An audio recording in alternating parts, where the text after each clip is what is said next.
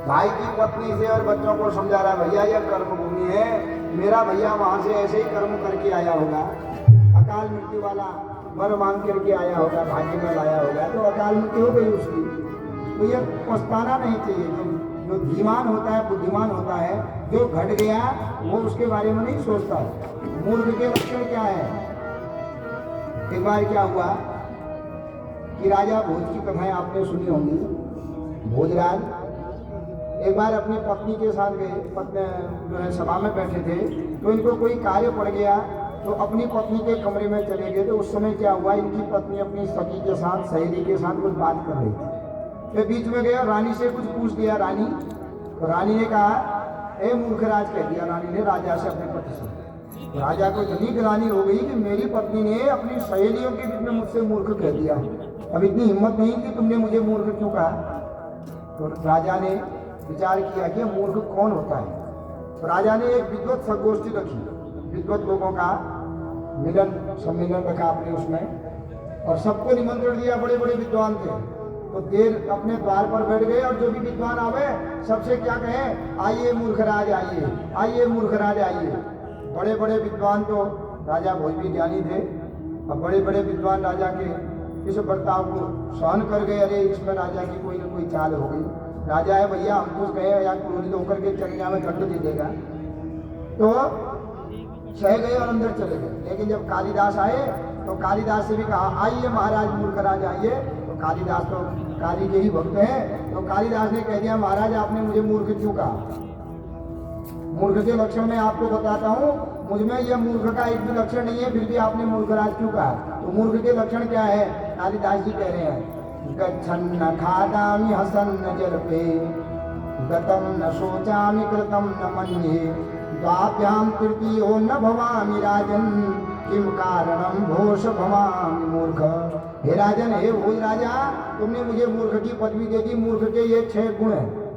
क्या है कि गच्छन्न खादामि, मैं चलते हुए कभी खाता नहीं हूँ। जो चलते रहता है, खाते रहता है, वो क्या है, वो बकरी होती है, गाय होती है, कुत्ते होते हैं, खाते हुए। मनुष्य कभी चलते फिरते खावे नहीं। जो ऐसा करता है उसको समझना है मूर्ख है। तो गच्छन्न खादामि हसन्न जल्पे, और खाते समय में कभी हंसता नहीं हूँ, मौन होकर के खाता हूँ, बैठ करके खाता हूँ, हाथ पाँव धो करके खाता हूँ। गतम न सोचा भी, जो हो गया उसके बारे में सोचता नहीं हूँ, क्योंकि जो घट गई उसके बारे में क्या सोचना है। और कृतम न मन्ये, आगे क्या होगा वो भी नहीं सोचता हूँ।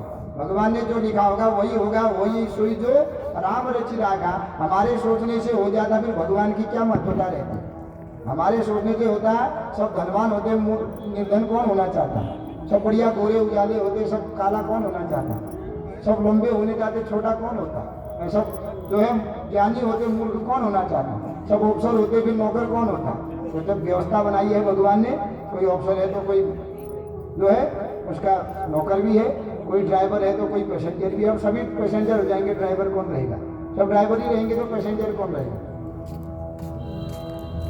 तो इस प्रकार महाराज, जो हो गया मैं उसके बारे में सोचता नहीं, जो होगा सोचता नहीं, क्योंकि जो भाग्य में होगा वो होकर रहेगा, और जो भाग्य में नहीं होगा खाली हम सोचेंगे हमारा ऐसा हो जाए, ऐसा हो जाए। भाग्य में नहीं है तो होगा नहीं, और होगा नहीं तो व्यर्थ में दुख मिलेगा। हमने बड़ी बड़ी आशाएं कर रखी हैं और वो हुआ नहीं तो हमको दुख, और ये दुख तो व्यर्थ का है कि नहीं है, होगा वही जो भगवान ने रच रखा है। और तो 4 बता दिए, 5वां बताया, द्वाभ्याम तृतीयो न भवामि राजन। यहाँ पर 2 लोग बात करते हैं, महाराज मैं वहाँ पर तीसरा टांग नहीं अड़ाता हूँ, तो तुमने मुझे मूर्ख क्यों कहा। तब राजा को याद आ गई कि मेरी पत्नी अपनी सहेली के साथ बात कर रही थी, जो 2 थे, तो बीच में मैंने टोक दिया, उसने पूछ दिया, इसलिए मेरी पत्नी ने मुझे मूर्ख कहा।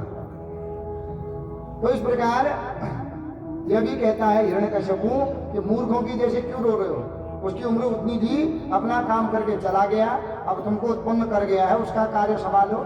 एक ही आदमी जो अगर पद पर बैठे रहेगा तो आगे कैसे बढ़ेंगे। वृक्ष में पुराने पत्ते गिरते रहेंगे तभी तो नए पत्ते आएंगे, पुराना ही नहीं गिरेगा तो नया पत्ता कैसा आएगा। घर में बूढ़े ही रहेंगे तो बच्चे कहाँ से होंगे। जब बूढ़े जाते रहे, बच्चों की शादी करते रहे, नाती पोते होते रहेंगे, और 4 कमरे हैं, 4 कमरे बड़े हैं, माता पिता से, आमा बुबू से, और बच्चों की शादी करोगे बहू को कहाँ रखोगे। आमा बुबू गए तो वो जगह दे दी, माता पिता ने संभाल ली, और अपनी जगह बच्चों को दे दी, है कि नहीं है। जब आमा बुबू गए तभी तो नाती पोते होंगे, अब हम लोगों घर में रोला नाटपात ज्यादा ब्याही ना हो जाएगा ना अपना बुढ़वा रखा वही ने भी बच्चे कैसे होंगे। तो पुराने जाते रहते हैं नए आते रहते हैं अस्पताल में। तो ऐसा ही होता है एक ही मरीज एक बेड पर रहेगा तो दूसरा कहाँ रहेगा, वो ठीक होकर के जाते रहेगा तभी तो नया मरीज आएगा, है कि नहीं है। तो ये संसार का चक्र है, ये संसार चक्र है, ये चलता रहता है भैया। वो चले गया रो मत ऐसे, लेकिन उसकी बुद्धि जोर जोर से रोती है। बहुत समझाया हिरण्यकश्यप ने लेकिन नहीं माना। तो अब हिरण्यकश्यप को क्रोध आ गया कि विष्णु ने